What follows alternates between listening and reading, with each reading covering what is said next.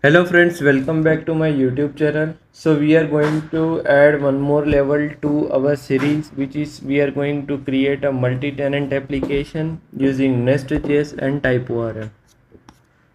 So what basically multi-tenancy means? Okay. So multi-tenancy is like we are creating a shared infrastructure within our single instance of database so that we are able to utilize the resources optimally and we are able to reduce the infrastructure cost. And also if we are creating multiple instances within the single DB, our maintenance and upgrades will be uniform and consistent. So this will like simply reduce the management and overall cost. We are easily able to horizontally scale it as we are able to add more and more tenants to our database. So it will create a database cluster as our tenant grows. The tenants can be allocated as per the usage patterns. So it provides a better control if like the schema definitions are quite consistent. Then it has isolation between separate tenants, like each tenant has its own identity, so it prevents from cross tenant access. Okay.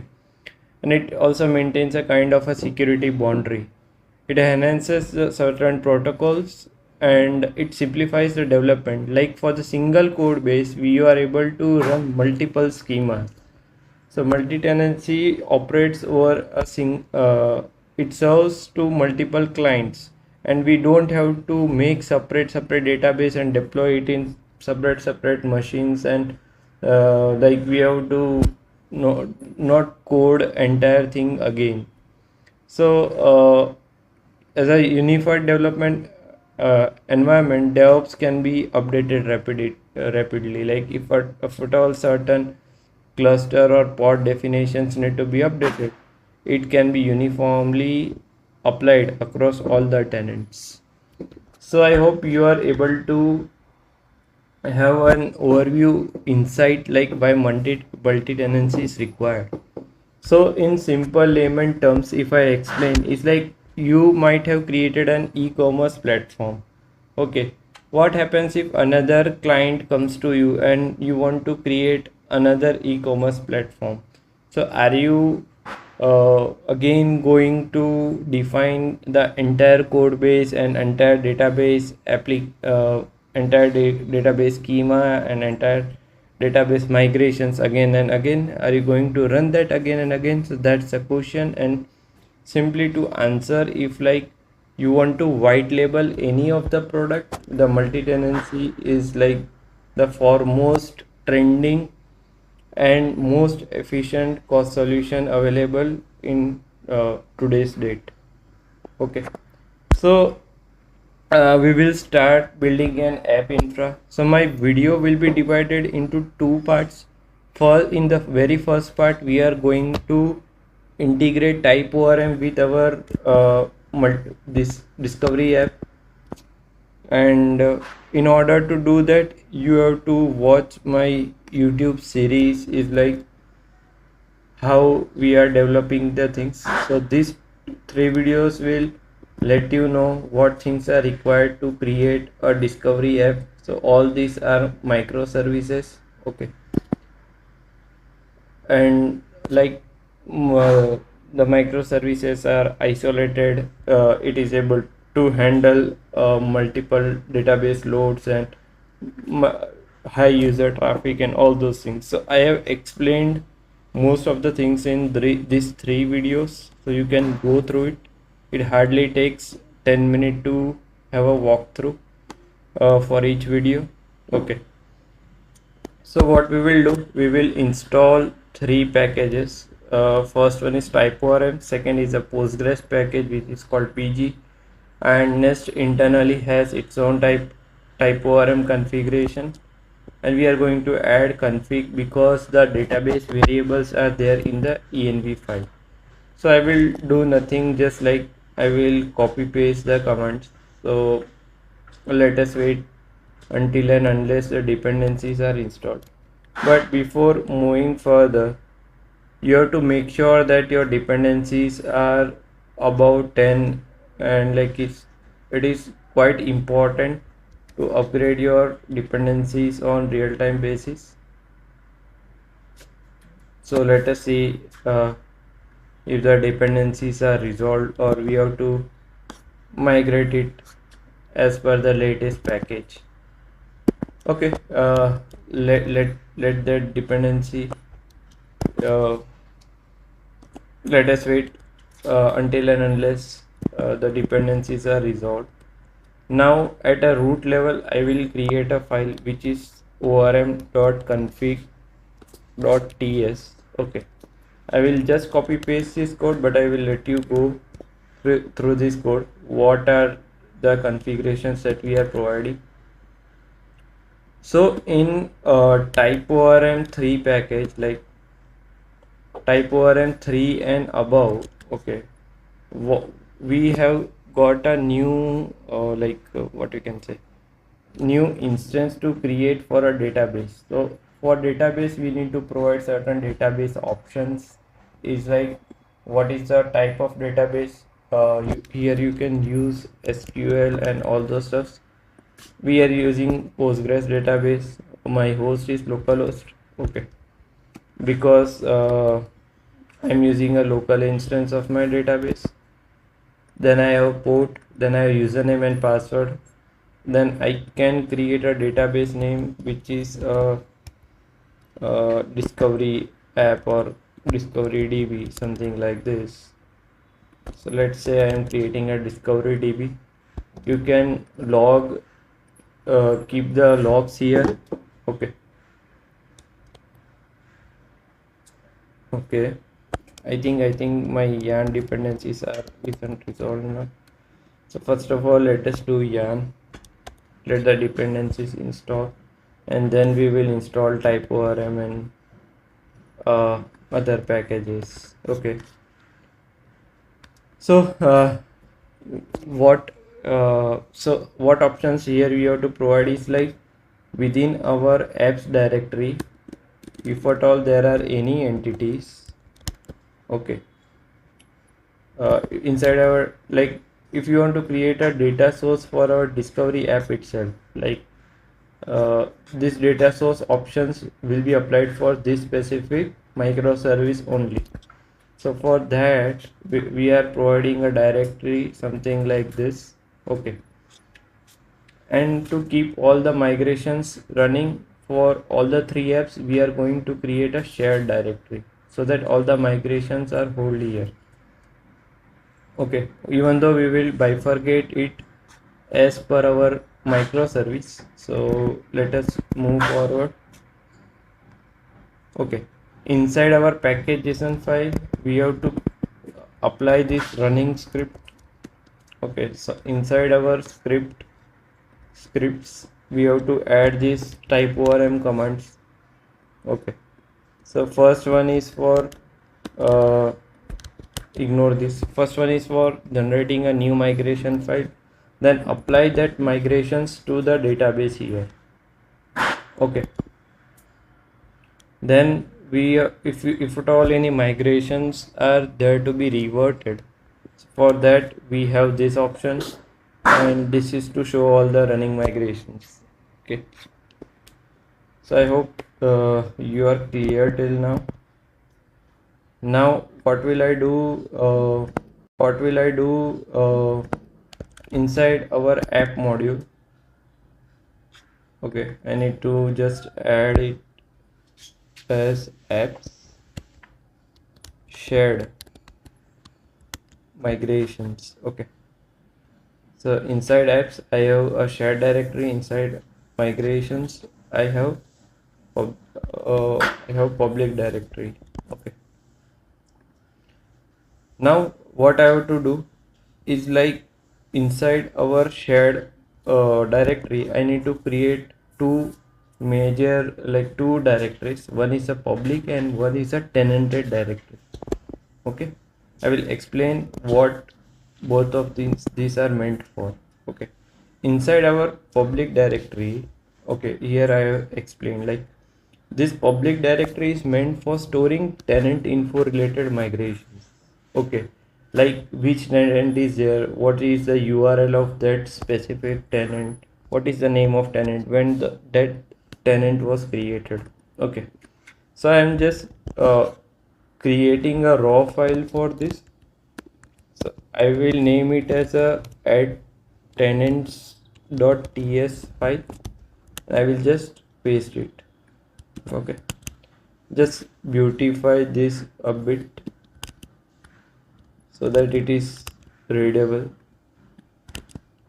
Okay, so my packages are still getting installed, but no worries, we will continue.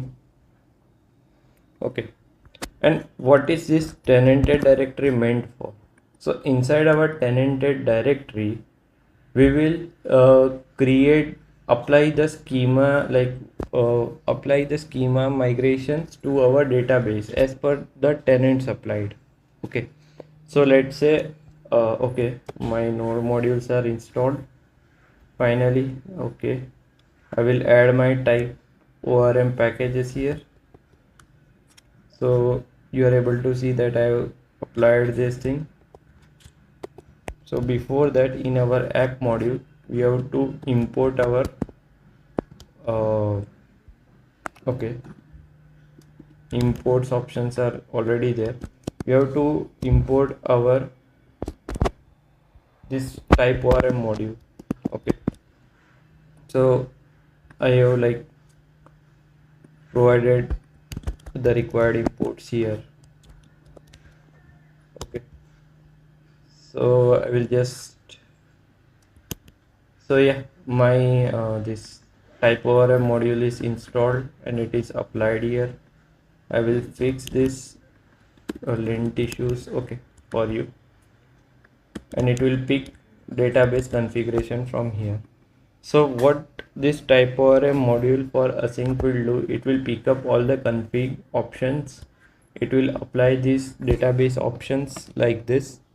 Okay, and as we know that all our database things need to be there in .env file. Okay, so I will create a .env file here. I think it is already there for my case. Okay, inside this env we can add what is the username, what is the password, what is the database you want to apply. So in our case it will be our discovery db. Okay, we need to make sure that this synchronize option is false. This is because when we deploy our application to production, so the chances are there that our pending migration might conflict our prod database existing migration. So you have to make sure that this conflict is not pushed directly to production. So for that case you have to keep the synchronization option false. Okay, logging is kept true. For entities and all those things, I think I have to just copy paste it. So from where do I have to load entities is from this discovery app, and migrations will be applied there. Okay, so later on I will like replace this with env. For now let us focus on creating a raw migration file and applying it in our db. So we will create a discovery db. So inside my postgres instance I am creating a discovery db. Okay, inside my schema definition I will go to tables, so no tables are there, and here we have applied one more option is like running our migrations. So whenever I will run my app, I think the migrations will be automatically applied. Okay, Yandev. Okay, I'm getting this error because my port is already in use. So I will go to discovery main.ts file. Discovery main.ts file. I will just change the port for now. Okay, my I think my configuration is done,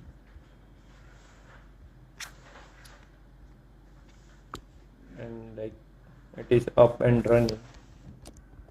Okay, now what we are going to do is like we will refresh and see if any table is applied. So here you are able to see one migration table has came.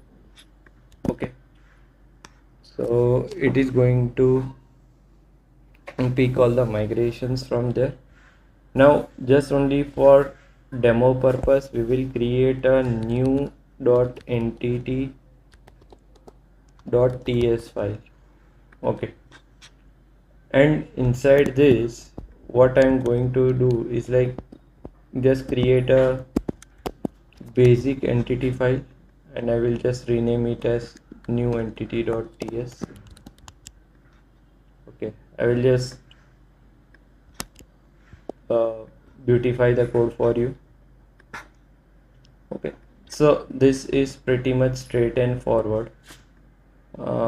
We don't have to create an abstract class as of now. We will create same thing in like in upcoming videos. So for creating a new entity we have to apply this entity from TypeORM entity decorator. So this is how the schema definition happens in TypeORM.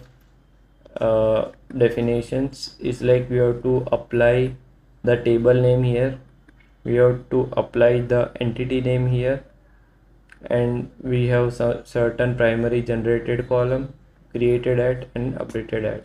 Okay, if at all you need to add any column definitions, so we have this column decorator from TypeORM.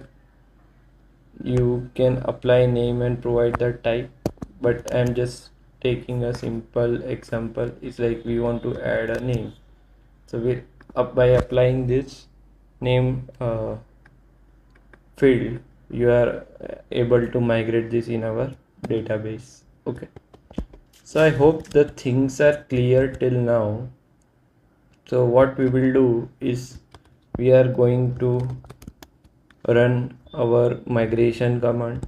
Okay, so let us try running a new migration. Okay, so for new entity we have created a new migration, and let me try enter. So it will apply all the commands, and hooray, it has created a new migration file for us. Okay, I will just beautify it.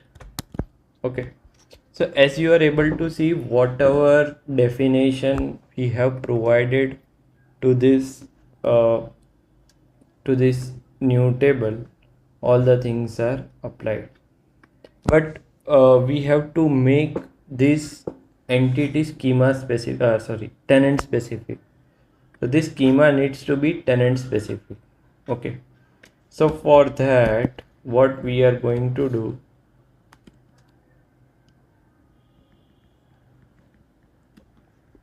is like this is something that we are going to do it manually.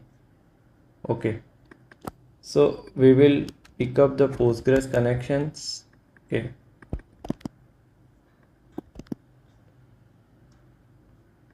there is some denting issues here.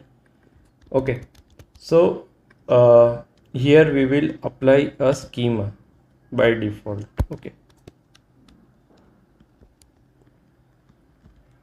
and where that schema comes from, it comes from the tenants. Okay. And the same things need to be applied in the down query.